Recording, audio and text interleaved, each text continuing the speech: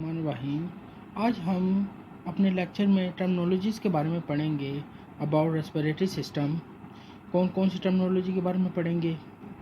Pulmonary volume, spirometry, spirometer, tidal volume, inspiration reserve volume, expiration reserve volume, residual volume, pulmonary capacity, inspiratory capacity, functional residual capacity और vital capacity and lung capacity. सबसे पहले हम देखते हैं pulmonary volume से क्या मुराद है। It is the total amount of air that moves in and out of the lung. जो आप सांस लेते हैं, जो सांस आप ले रहे हैं, उसी को हम क्या बोलते हैं? Pulmonary volume. पल्मोनरी वॉल्यूम से बेसिकली मुराद ये है कि जितनी गैस इंटर हो रही है, इन भी हो रही है और आउट भी हो रही है लंग्स में, उस सारे वॉल्यूम को हम क्या बोल देंगे? Pulmonary volume. Spirometry, the process in which we measure the amount of air that moves in and out of the lung. जो प्रोसेस इसको मेजर करता है कि कितनी हवा इंटर हो रही है लंग्स में और कितनी हवा आउट हो रही है लंग्स में से, उस प्रोसेस को हम क्या बोलेंगे? Spirometry. Spirometer, the instrument which is use in spirometry is called spirometer. जो इंस्ट्रूमेंट ये चीज़ डिटरमिन करता है या ये चीज़ मेजर करता है, कैलकुलेट करता है कि कितनी अमाउंट ऑफ एयर इंटर हो रही है लंग्स में और कितनी अमाउंट आउट हो रही है लंग्स के में से, इस इंस्ट्रूमेंट को हम क्या बोलते हैं? स्पायरोमीटर। और इस प्रोसेस को क्या बोलते थे हम? स्पायरोमेट्री। अब हम देखते हैं टाइडल वॉल्यूम से क्या मुराद है। The amount of air that moves into the lung with each breath is called as tidal volume, which is normally 500 milliliter. जो आप ये बात याद रखें, जो हम सांस लेते हैं उसमें से जितनी हवा हमारी लंग्स के अंदर इंटर हो रही है, उसको हम क्या बोलेंगे? Tidal volume. और वो हमारे पास जो वैल्यू आती है तकरीबन नॉर्मली वो कितनी होती है? 500 millilitre. Inspiration reserve volume, the amount of the air that move into the lung by force inspiration. Inspiration का मतलब भी क्या होता है कि सांस का लेना। जो हमने ये प्रोसेस हमने ब्रीथिंग के अंदर पढ़ा था कि हम जब सांस लेते हैं तो रिब्स के मसल्स जो हैं वो रेज्ड होते हैं और डायफ्राम लेस डूम हो जाता है, जिसकी वजह से लंग्स के जो वॉल्यूम है इंक्रीज़ हो जाता है। और उसकी वजह से क्या होता है? जो हवा इंटर होती है, उस हवा के इंटर होने को हम क्या बोलते हैं? कितनी हवा लंग्स के अंदर फिल होगी उसको हम बोलते हैं इंस्पायरेशन रिजर्व वॉल्यूम। जो हम सांस को जब हम इंटर करते हैं, जो इंस्पायर करते हैं, इसकी जो वैल्यू है वो तकरीबन 3000 ml होती है, मिलीलीटर है। कि इतनी वॉल्यूम जो है हम लंग्स की कैपेसिटी है कि वो जो है सांस जब हम इंस्पायर करते हैं तो इतने हमारे लंग्स जो है इतनी कैपेसिटी में वॉल्यूम इनटेक करते हैं और उसकी वॉल्यूम क्या है? 3000 ml। और इसे हम क्या बोलेंगे? Violent intake. वायलेंट इनटेक इसलिए बोल रहे हैं ताकि हम अपनी मर्ज़ी से सांस को खींच रहे हैं, सांस ले रहे हैं, और जिसकी वजह से जब हमारे रिब रेज्ड हो जाएंगे, आपके पास ज़ाहिर बात है लंग्स की कैपेसिटी, जो लंग्स की हवा को इंटर होने की कैपेसिटी क्या हो जाएगी? बढ़ जाएगी, जिसकी वजह से इसको हम क्या बोल रहे हैं? Violent intake. और इसे क्या बोलते हैं? Inspiration reserve volume. और इसकी वैल्यू क्या? 3000 ml। इसके बाद जो अगली टर्मिनोलॉजी है वो है हमारे पास expiration reserve volume. The amount of the air that moves out of the lung by the force expiration. Force expiration, अब इससे मुराद क्या है कि जब हमने पहले तो हमने देखा इंस्पायरेशन करी हमने अपनी मर्जी, अब से सांस ली जो कि जिसकी वॉल्यूम था 3000 ml। अब हमने कहा कि वो सांस छोड़ी, फिर दोबारा रिब्स क्या हो जाएंगे? डाउन हो जाएंगे, प्रेशर एग्जर्ट होगा और लंग्स का वॉल्यूम डिक्रीज हो जाएगा, जिसकी वजह से क्या होगा कि हवा को लंग्स से खारिज कर दिया जाएगा और उसे हम क्या बोलते हैं? वायलेंट रिलीज होगी है। और उसकी जो वैल्यू है वो तकरीबन कितनी होती है? 1200 मिलीलीटर। जो हमारी जो आप समझे जो गैस है बाहर की तरफ मूव करती है, उसका वॉल्यूम कितना हम बाहर की तरफ उसको सेंड करते हैं, तकरीबन उसका जो वॉल्यूम है वो है 1200 मिलीलीटर। इसके बाद अब हम देखते हैं रेजिडुअल वॉल्यूम से क्या मुराद है। It is the amount of air that remain in the lung after expiration which is about 1100 millilitre. अब आपने देखा रेजिडुअल वॉल्यूम से मुराद ये है कि जो आप एक्सहालेशन करते हैं कि आपकी बॉडी से मतलब आपके लंग से जो हवा बाहर की तरफ मूव कर जाती है तो फिर भी हवा लंग्स में मौजूद रहती है। जो हवा लंग्स में मौजूद रहती है उसको हम क्या बोलते हैं, रेजिडुअल वॉल्यूम, जो बच गई है। और वो तकरीबन आपके पास वैल्यू कितनी है, 1100 मिलीलीटर। इसके बाद जो अगली टर्मिनोलॉजी आती है उसे बोलते हैं pulmonary capacity. The sum of any two or more respiratory volume is called pulmonary capacity.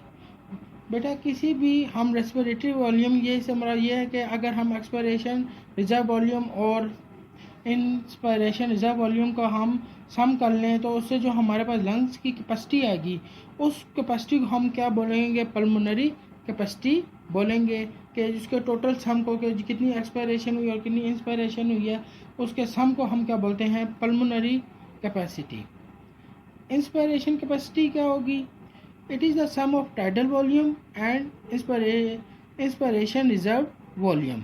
अब आपको पता है कि सबसे पहले तो हमें देखना पड़ेगा जब हमने इनटेक करी, जो नॉर्मली इनटेक टाइडल वॉल्यूम जिसे हम बोलते हैं, नॉर्मली इनटेक में हम कितने ml जो है एयर को हम इंटर करते हैं ड्यूरिंग इंस्पायरेशन, वो है 500 ml।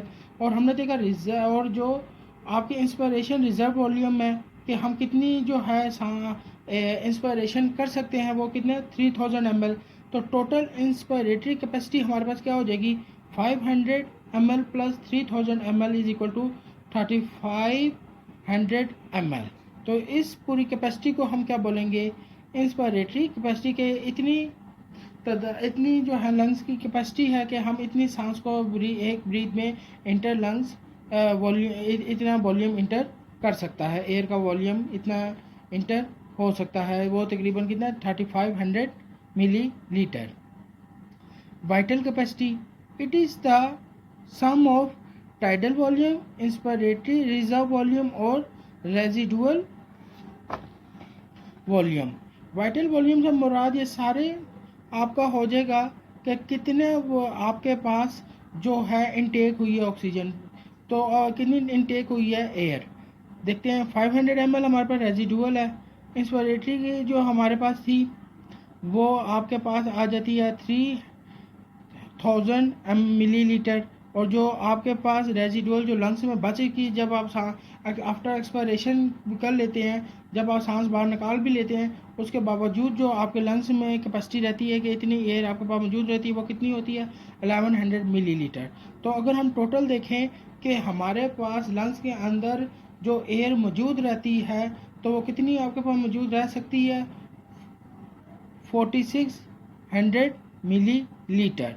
और इस वॉल्यूम कैपेसिटी को हम क्या कह सकते हैं, वाइटल वॉल्यूम भी बोलेंगे, वाइटल वॉल्यूम कैपेसिटी भी कह सकते हैं। लंग कैपेसिटी से क्या मुराद है ये ज़रा देखते हैं।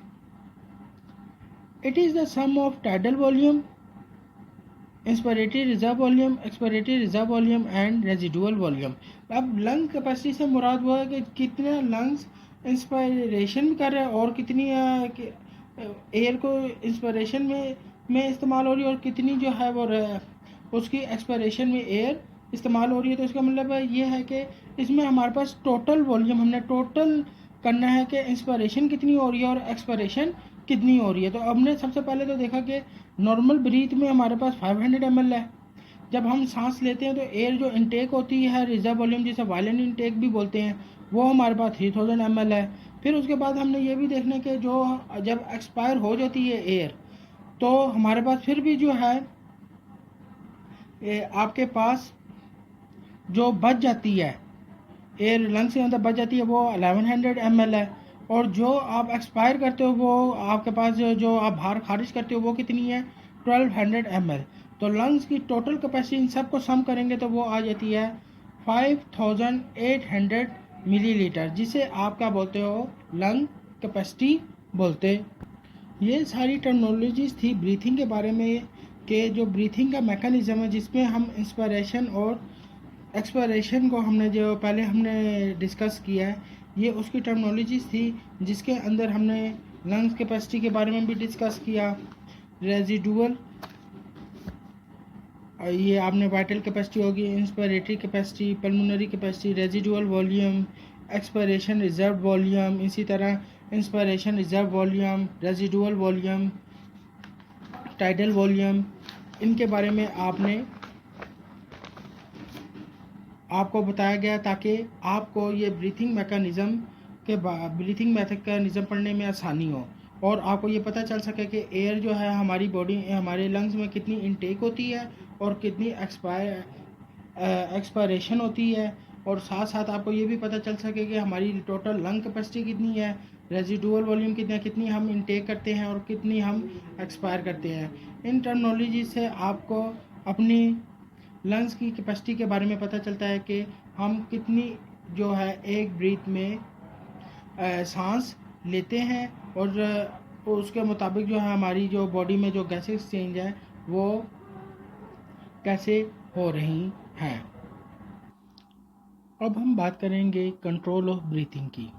कंट्रोल ऑफ ब्रीथिंग के अंदर आपको ये बात पता होनी चाहिए कि हम पहले भी बात कर चुके हैं कि ब्रीथिंग इज़ अ इन्वॉलंटरी प्रोसेस, और जो नॉर्मली जो है 15 to 17 टाइम्स पर मिनट हमारी ब्रीथिंग हो रही है। हमने पहले भी पढ़ा कि जब हम नॉर्मल ब्रीथ कर रहे हो तो 15 से 17 टाइम्स जो है पर मिनट है, और जब हम एक्सरसाइज करते हैं तो 30 टाइम्स पर मिनट हो जाएगी। Breathing process is control by a breathing centre. अब बेटा पहली तो बात ये कि इनवॉलंटरी प्रोसेस वो प्रोसेस होता है जो हमारे कंट्रोल में नहीं है, ये कॉन्शियस कंट्रोल में नहीं है, बल्कि इनवॉलंटरी प्रोसेस खुद ब खुद ये प्रोसेस हो रहा है। ये हमारे कंट्रोल में नहीं है कि हम इसे दिल चाहे तो स्टार्ट कर लें और दिल चाहे तो रोक लें, ऐसा नहीं हो सकता। ब्रीथिंग प्रोसेस जो है वो किससे कंट्रोल हो रहा होता है, वो ब्रेन का जो हिस्सा है उसे हम बोलते हैं मेडुला ऑब्लोंगेटा। मेडुला ऑब्लोंगेटा जो है वो spinal cord at the base of the spinal cord start which is called as magnum ट्रायोसम। जो आपने बेटा आपको पता है कि मेडुला ऑब्लोंगेटा ब्रेन का हिस्सा है। ब्रेन के हिस्से में ये अगर मैं कहूँ ब्रेन स्टेम, अगर मैं इधर हम बनाते हैं, अगर ये मेरे पास पूरा ब्रेन का स्ट्रक्चर मौजूद है तो इधर से ये वाला जो होगा ये मेडुला ऑब्लोंगेटा है। मेडुला, और ये आपको पता है सेरिब्रम है। अब ये जो मेडुला ऑब्लोंगेटा है इसका ये एक वेंट्रल पोर्शन हो गया, ये डोर्सल पोर्शन हो गया। वेंट्रल पोर्शन, जो इसका वेंट्रल पोर्शन आपने बेटा जो आपने याद रखने का जो वेंट्रल पोर्शन है वो क्या करता है, इंस्पायरेटरी सेंटर है, और जो इसका डोर्सल पोर्शन है, जो इसका डोर्सल रीजन है, जिसे रेटल साइड भी हम कह सकते हैं, उसकी जो डोर्सल साइड है आपने ये बात याद रखनी है कि जो वेंट्रल साइड है, जो आपकी वेंट्रल मेडुला ऑब्लोंगेटा की जो वेंट्रल साइड है वो एक्ट करती है इंस्पायरेटरी सेंटर के तौर पे, और जो डोर्सल साइड है वो क्या ऑपरेट कर रही होती है, एज अ एक्सपायरेटरी सेंटर को जो है वो कंट्रोल कर रही होती है। और ये जो सारा प्रोसेस है वो इनवॉलंटरी है, ये हमारे कंट्रोल में नहीं है, ये जो है इसको हम कंट्रोल नहीं कर सकते, बल्कि ये कौन सा प्रोसेस है, इनवॉलंटरी एक्शन है। और आपने ये बात भी याद रखनी होगी, इसका अगर एमसीक्यूज आ जाए कि ये कौन कंट्रोल कर रहा होता है, तो मेडुला ऑब्लोंगेटा कंट्रोल कर रहा होता है। और ये मेडुला ऑब्लोंगेटा कहाँ से स्टार्ट होता है, एट द बे, ये कहाँ पे अटैच होता है, एट द, इसे हम कह सकते हैं ब्रेन स्टेम। यहाँ से आप याद रखना कि जो हिस्सा होता है जो यहाँ से आगे जो हिस्सा आएगा वो स्पाइनल कॉर्ड का होगा, तो ये ब्रेन स्टेम के तौर पे इस्तेमाल हो रहा है जो मेडुला ऑब्लोंगेटा है। और यही मेडुला ऑब्लोंगेटा के जो दो पार्ट्स आप समझें, जो एक को वेंट्रल साइड कह दिया, एक को डोर्सल साइड। वेंट्रल साइड जो है वो इंस्पायरेशन को कंट्रोल कर रही है, और जो डोर्सल साइड है वो एक्सपायरेशन को कंट्रोल कर रही है। इंस्पायरेशन से क्या मुराद है कि जो हम कितनी ब्रीथ को इनटेक करते हैं वो हमारी इंस्पायरेशन है, और हम जो ब्रीथ को आउट कर रहे हैं वो हमारी क्या हो जाएगी, एक्सपायरेशन कहलाएगी। और इसको कंट्रोल कौन कर रहा है, मेडुला ऑब्लोंगेटा। अगर हम कॉन्शियसली अपनी ब्रीथ को होल्ड कर ले तो फिर क्या होता है, ज़रा आप ये भी देखते हैं। Some time we can consciously hold the breath for some time, this is controlled by cerebral cortex. cerebral cortex, which is the part of the forebrain. After some time, breathing center again control and start breathing. अगर हम consciously अपनी सांस को hold कर लेते हैं तो भी जो हमारा जो ब्रीथिंग का मैकेनिज्म है वो कौन कंट्रोल कर रहा होता है? सेरिब्रल कॉर्टेक्स, जो हमारे फोर ब्रेन का हिस्सा है. लेकिन अगर ज़्यादा देर के लिए हम अपनी ब्रीथिंग को कॉन्शियसली होल्ड कर लें, फिर क्या होता है वो भी देखते हैं. After some time breathing centre again control and start breathing. If it last a few minutes then the person become unconscious. अब जब अगर आपने ये देखा कि जब हमने ब्रीथिंग को तो सेरिब्रल कॉर्टेक्स ने कंट्रोल कर लिया जब हमने कॉन्शियसली होल्ड किया, लेकिन जब थोड़ी देर बाद वो फिर दोबारा कौन कंट्रोल कर लेता है? Medulla oblongata. लेकिन यही अगर हम ज़्यादा देर के लिए रोक दें, अगर यही हम ज़्यादा देर के लिए रोकें तो हमारा जो भी पर्सन होगा तो हम क्या हो जाएंगे? अनकॉन्शियसली हो जाएंगे. अनकॉन्शियस हमारा ये कि हम अपने होश खो बैठेंगे, और जब हम अनकॉन्शियस होंगे तो आपको इस तरह ये कि बेहोश भी बंदा हो सकता है, और उसकी वजह से क्या है, उसको वॉमिटिंग, नोज़िया और मुख्तलिफ़ किस्मों की जो है उसको डिजलिंग, लेजीनेस, और ये क्या है उसके अंदर सिम्टम प्रोड्यूस होंगे जिसकी वजह से उसका माइंड अनकॉन्शियस स्टेट में चला जाएगा, और वो क्या होगा, सडनली बेहोश हो जाएगा, और जिसकी वजह से वो अपने होशोबास खो बैठेगा. इसकी रीज़न ये है क्योंकि ये प्रोसेस क्या था? इनवॉलंटरी प्रोसेस है, और ये हर वक्त क्या है हो रहा होता है. ये हमारे कंट्रोल में नहीं है, ये अनकॉन्शियस प्रोसेस है. जब हम कॉन्शियसली हम अपनी मर्ज़ी से इसको जब कंट्रोल करने की कोशिश करते हैं तो थोड़ी देर तक तो हम इसे कंट्रोल कर सकते हैं, लेकिन वो फ़ौरन क्या होगा, और वो भी वो क्या है, सेरिब्रल कॉर्टेक्स जो है वो ब्रीथिंग को क्या कर रहा होगा, कंटिन्यू कर रहा होगा. लेकिन जैसे ही वो क्या होगा, ज़्यादा टाइम के लिए हम रोकेंगे तो उसकी वजह से क्या होगा कि हमारा जो आप समझे जो हमारा ब्रेन है वो इसको कंट्रोल नहीं कर पाएगा, और जिसकी वजह से हमारी बॉडी के अंदर क्या होगा, डिजिंगनेस पैदा हो जाएगी, लेजीनेस पैदा हो जाएगी, और हम जो है ना अनकॉन्शियसली क्या हो जाएंगे, बेहोश हो जाएंगे.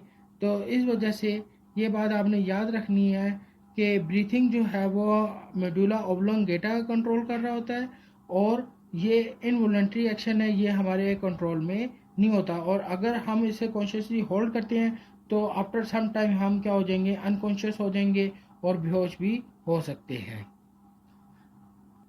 तो आज हमने ये दो चीज़ें हमने पढ़ी हैं, जिसमें आज हमने टर्मिनोलॉजीज अबाउट इंस्पिरेशन और एक्सपिरेशन के बारे में पढ़ा, और साथ ही साथ हमने कंट्रोल मैकेनिज़्म ऑफ ब्रीथिंग के बारे में पढ़ा कि इस प्रोसेस को कौन कंट्रोल कर रहा होता है, इसके बारे में पढ़ा. इंशाल्लाह अब अगले लेक्चर में हम transport of respiratory gases in human को डिस्कस करेंगे.